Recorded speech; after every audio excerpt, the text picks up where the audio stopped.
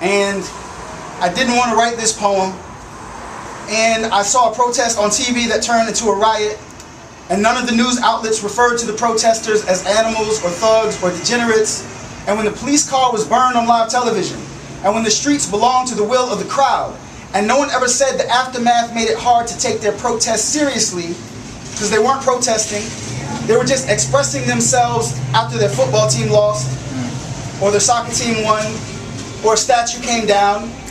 And meanwhile, in my city, in Charlotte, a man walking backwards is seen as a threat. And when the police video is finally released, it is only partial.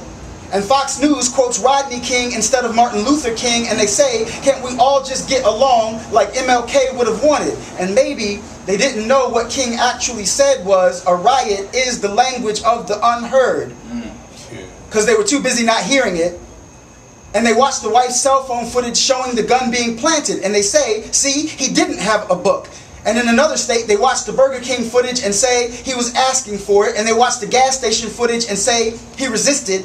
And everyone that records the death is put in jail, and the cop responsible for the death is told good job. And of course there are good cops.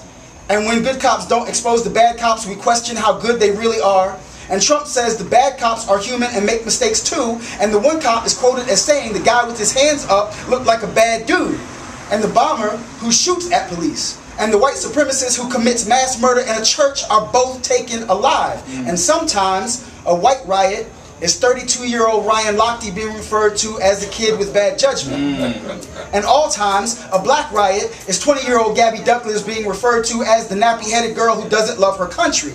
And sometimes, a peaceful riot is 60,000 people in a football stadium booing the President of the United States.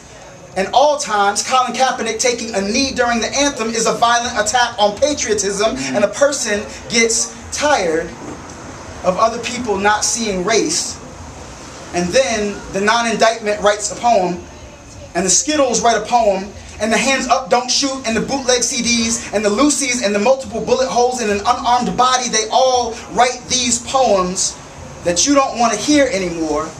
And because they go unheard, these poems step onto a dark street, ready to do the kind of damage that might land them in jail for the night, might get them labeled as animal or thug, might make you focus more on the words than the injustice, more on broken windows than institutional oppression, might expose you as the problem. And I'm pretty sure Martin Luther King said, a hit dog will holler.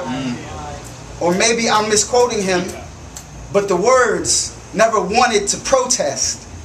The poems never wanted to riot. They just wanted to be heard.